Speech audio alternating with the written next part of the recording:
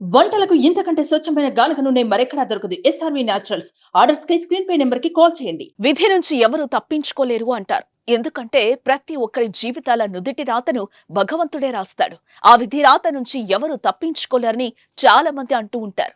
కానీ కొందరు ఆ విధిరాతే సవాలుగా చేసుకుంటూ అందరికీ ఆదర్శంగా నిలుస్తూ ఉంటారు. అంగవైకల్యం కలిగి దేనికి పనికిరాను, ఏమీ సాధించలేను అనుకునే వాళ్ళు సైతం తమ రాతను తామే మార్చుకుంటూ తమ జీవితాల్లో వెలుగులు నింపుకుంటారు. ఇప్పుడు నేను చెప్పబోయే ఈ యువతి కూడా ఈ కోవకు చెందిందే. కంటి చూపు లేకున్నా కానీ విధిరాతను ఎదిరించి ప్రభుత్వ ఉద్యోగం సాధించింది.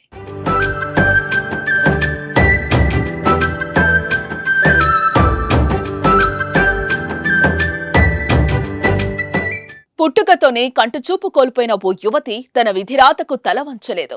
అలాగే తనకున్న లోపానికి కుంగిపోలేదు. ముఖ్యంగా కన్న తల్లిదండ్రులే పుట్టగానే తనని వద్దనుకుని చెత్తకుప్పలో పడేశారు. కానీ ఇప్పుడు ఆ అమ్మాయే Maharashtra public service commission exam clear చేసి ముంబై సెక్రటరియేట్ లో క్లర్క్ కమ్ టైపిస్ట్ జాబ్ కొట్టి అందరి దృష్టిని తన వైపు తిప్పుకునేలా చేసింది.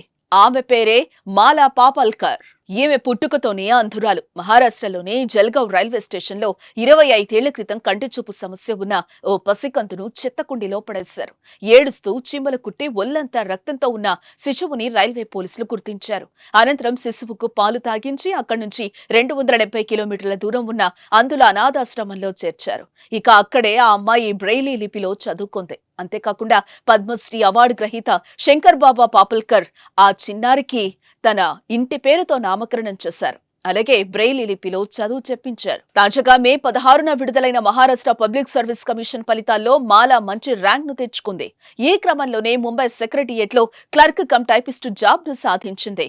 నన్ను రక్షించి ఈ రోజు ఈ పరిస్థితికి తీసుకురావటానికి దేవుడు ఈ అనాథాశ్రమం వాళ్ళను పంపించాడని, ఇక్కడితో తాను ఆగనని, యూపీఎస్సీకి ప్రిపేర్ అవుతానని, ఐఏఎస్ అవ్వడమే తన లక్ష్యమని మాలా చెప్తోంది.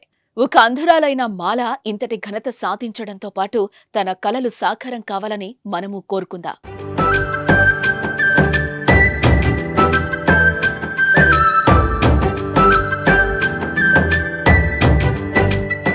సుమన్ టీవీలో మీ పర్సనల్ అండ్ బిజినెస్ ప్రమోషన్స్ కోసం కింది నెంబర్కి కాంటాక్ట్ చేయండి.